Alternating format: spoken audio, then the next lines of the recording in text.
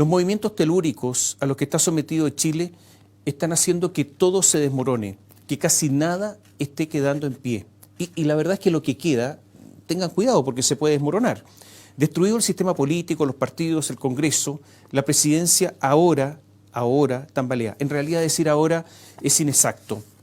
Esa falta de equilibrio que se aproxima al precipicio casi originó la caída en octubre del año 2019 en medio de la pizza, ustedes recordarán los incendios, el humo y la azonada.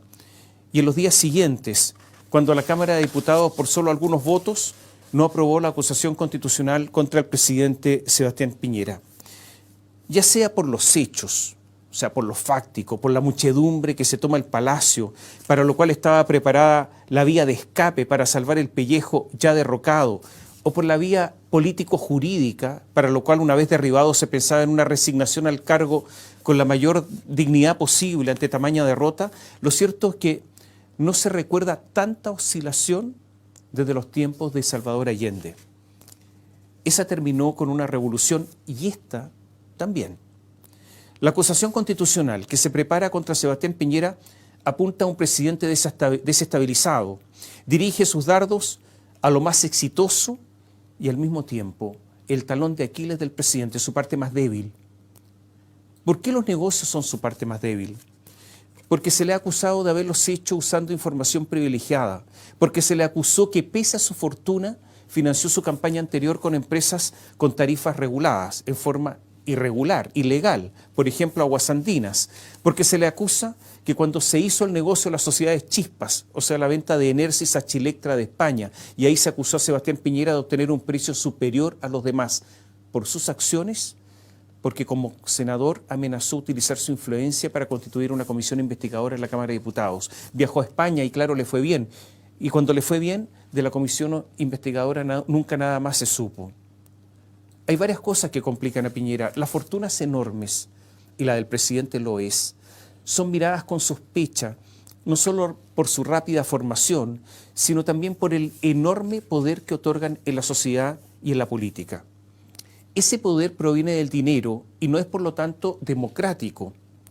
¿Tendrían que los hombres de alta fortuna abstenerse de participar en la vida pública? No, porque también son ciudadanos, pero deben separar tajantemente política y negocios. Este es un asunto de discusión mundial. Basta ver el caso de Donald Trump.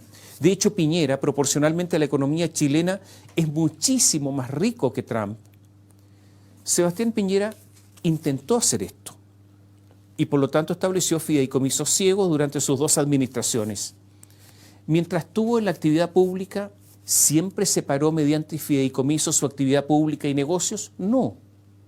Y eso está, para su desgracia, en su pasivo.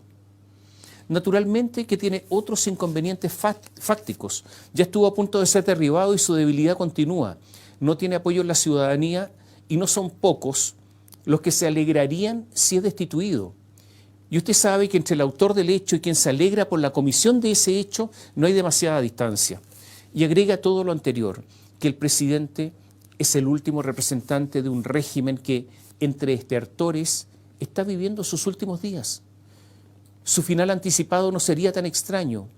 Súmele que ha tenido una oposición durísima y que no le ha concedido nada y que ante su propia crisis está dispuesta a todo, incluyendo faltar reiteradamente a la palabra empeñada.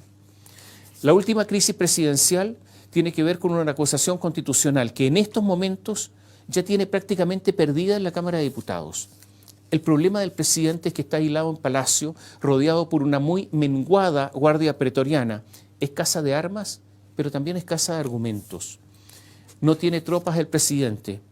En política, en el juego del poder, se sabe que al líder o se le teme o se le quiere. Los líderes son temibles o tienen ese magnetismo irresistible, una u otra, pero nada de esto hay en Palacio. Algunos infunden miedo en forma falsa, como los espantapájaros, hasta que los pájaros se dan cuenta que es simplemente un mono feo, pero inofensivo, y se posan sobre sus brazos de palo porque fueron más inteligentes que el que creó el artilugio. No hay nada más oscuro para la opinión pública que los paraísos fiscales. esos lugares diminutos en que algunos grandes millonarios, narcotraficantes, delincuentes quieren ocultar su dinero, los que ganaron dinero en el fútbol o la farándula, los que hacen negocios, los que esconden sus actividades, los que no pagan impuestos. Los paraísos fiscales, entre lo oscuro, es de lo más oscuro. El año 2017, Radio Bio Bio, a través de su unidad de investigación, dio a conocer el caso de la minera Dominga a través de una serie de artículos periodísticos. Ahora, la investigación llamada Pandora Papers dio a conocer los negocios de muchas personas en el mundo en estos paraísos fiscales. En uno de ellos, Islas Vírgenes Británicas, hizo negocios. Sebastián Piñera, o según dice él, hicieron negocios otros, sus hijos, con su plata. El reportaje de Radio Bio Bio dio origen a una investigación que realizó el Ministerio Público a través del fiscal Manuel Guerra. Manuel Guerra no encontró nada. A esa investigación hizo referencia a una declaración del gobierno que realizó hace algunos días al decir que la Fiscalía había establecido la inexistencia de un delito, que la operación se había ajustado a la ley y que no había participación del presidente. Pero lo último que ocurrió es que Jorge Abot, el fiscal nacional, decidió abrir de oficio una investigación sobre la compraventa de Minera Dominga vinculada a la familia del presidente de la República. Esto podría constituir, se dijo en el Ministerio Público, un delito de cohecho por infracción a los deberes del cargo, porque el presidente tiene algunas facultades relacionadas con la minera. El pago del precio podría constituir coima y por lo tanto podemos establecer un delito de cohecho, de coima, para funcionarios públicos y para particulares, en el caso del señor Délano, un delito de soborno. O sea, la tesis que se está investigando en estos instantes es que Carlos Alberto Délano, apodado El Choclo, muy amigo del presidente, lo habría sobornado al comprar su participación en la mina Dominga. Carlos Alberto Délano, en forma miserable, incorporó en algún momento factura de su esposa que trabajaba en su casa a su empresa para rebajar impuestos. Todo es miserable, todo esto es de una pequeñez increíble. También cargó los autos que ella usaba a la empresa. Fue condenado en el caso Penta por financiar a la UDI a través de boletas falsas. Sebastián Piñera, junto a su esposa y sus 4 hijos, era dueño de Andes Iron, la sociedad matriz de la minera Dominga. Andes Iron, escuche bien, nunca figuró en la declaración de patrimonio e intereses del presidente Sebastián Piñera, y aquí hay un problema. En diciembre de 2010, Piñera vendió a Délano su participación en Dominga. El contrato se hizo ¿dónde? En Islas Vírgenes Británicas. El pago fue en 3 cuotas.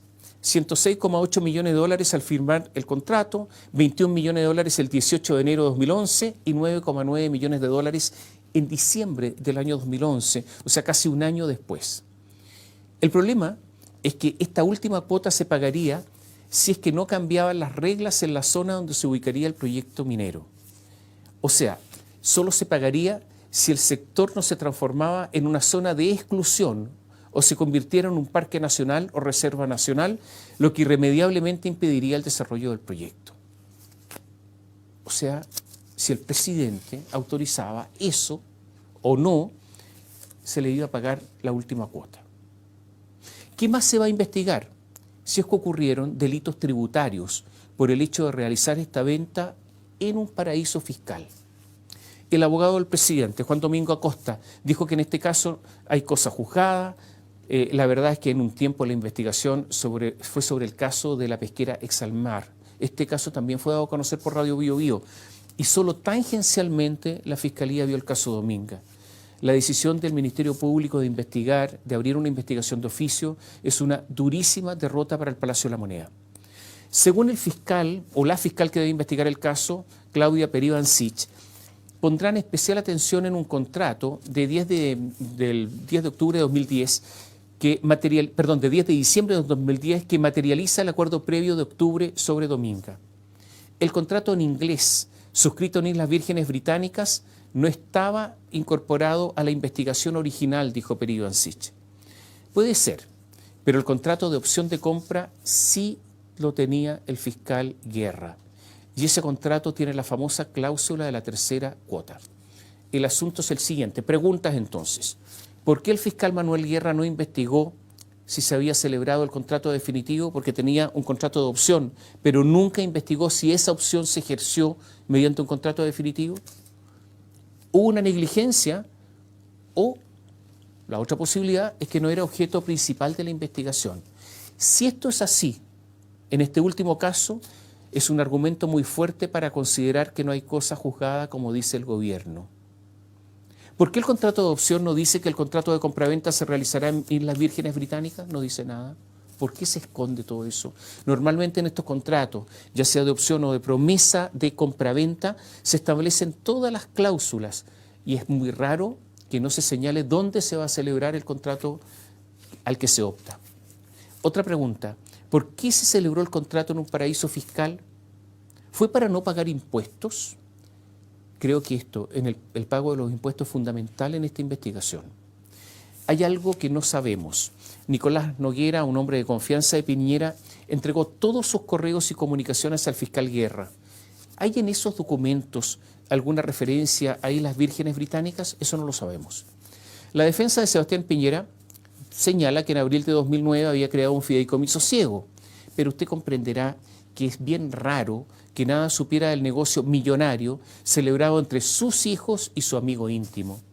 La investigación tributaria está abierta en estos instantes. Y la última línea de defensa sería la prescripción, pero es posible que ese argumento le sirva en tribunales, pero no para una posible destitución. En La Moneda, en las últimas horas, se analizaba con cierta desesperación recurrir al Tribunal Constitucional o presentar un recurso de amparo ante la Corte de Apelaciones. Yo creo que es mejor que no lo haga, porque esos caminos judiciales yo creo que son perdedores para el presidente.